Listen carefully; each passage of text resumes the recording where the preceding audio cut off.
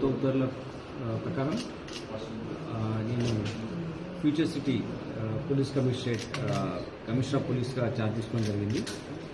ఇది మన రాష్ట్రంను ఉన్నతమైన అభివృద్ధి దశలో తీసుకెళ్లాలని చెప్పేసి మన రాష్ట్రంలో ఉన్నటువంటి అభివృద్ధి ప్రపంచ దేశాలకు తెలిసే విధంగా ఒక ఫ్యూచర్ సిటీని ఇక్కడ డెవలప్ చేయాలనేదే ప్రభుత్వ సంకల్పం.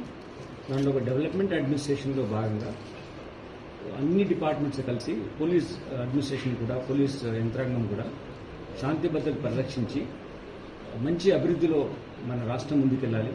మనకి ఏదైతే ఇక్కడ ఇదే ప్రాంతంలో మనము తెలంగాణ రైజింగ్ గ్లోబల్ సమ్మిట్ నిర్వహించుకున్నాం. దానికి $3 trillion ఎకానమీని మనం ఇది చేసుకోవాలనుకున్న ఒక ఎకనామిక్ ప్రాసెస్ను స్టార్ట్ చేశాం.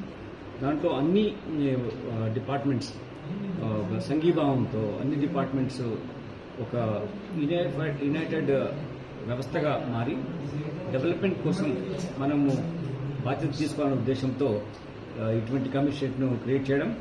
ఈ కమిషనరేట్ ద్వారా పోలీస్ అధికారులు అందరూ రెవెన్యూ డిపార్ట్మెంట్తో కానీ, మున్సిపల్ అడ్మినిస్ట్రేషన్తో కానీ, గ్రామంలో ఉన్నటువంటి పంచాయతీరాజ్ వ్యవస్థతో కానీ అందరితో కలిసి పనిచేసి ఒక ఉన్నతమైనటువంటి గోల్స్ మన ప్రభుత్వం సెట్ చేసిందో దానికి మనం తగ్గట్టుగా పనిచేస్తాం.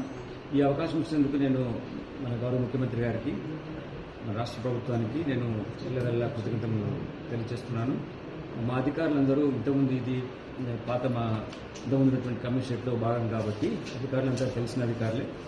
వీళ్ళతో కలిసి చాలా పోలీసింగ్ ఇనిషియేటివ్స్ మనం చేశాం కాబట్టి తప్పకుండా ఒక టీం వర్క్తో మేము పనిచేసి బెటర్ కమిషనర్గా ఉండే విధంగా వీళ్ళంతా నాకు టీమ్గా పనిచేస్తాం. అలానే ఒక బెటర్ కమిషనరేట్గా ఉండే విధంగా అందరం కలిసి టీమ్గా ఉండి ముఖ్యమంత్రి గారు అయితే మా మీద పెట్టినటువంటి నమ్మకానికి, రాష్ట్ర ప్రభుత్వం మీద పెట్టిన నమ్మకానికి అనుగుణంగా మేము పనిచేసి అభివృద్ధి పదం వెళ్తాం. ఇక్కడ ఉన్నటువంటి పోలీసింగ్ రిక్వైర్మెంట్స్ మీద, హెల్త్ నీడ్స్ పైన పూర్తి అవగాహన ఉన్నారు కాబట్టి మా అధికారులందరూ సమర్థవంతంగా పనిచేయడానికి కృతజ్ఞతతో ఉన్నారు. మీ సహకారం కూడా కావాలి. మీతో కలిసి బెటర్ పోలీసింగ్ అందించాలని మేము ప్రయత్నం చేస్తున్నాం. ఇక్కడ ముఖ్యంగా ఏంటంటే ఎవరైతే చట్టంకు అనుకూలంగా ఉంటారో, చట్టంతో కలిసి పనిచేస్తారో వాళ్ళకి తప్పకుండా పోలీస్ వ్యవస్థ వాళ్ళతో తోడుగా ఉంటుంది. చట్ట వ్యతిరేక కార్యక్రమాలు ఎవరైనా పాల్పడినా కానీ వాళ్ళపైన చాలా చట్టపరంగా చాలా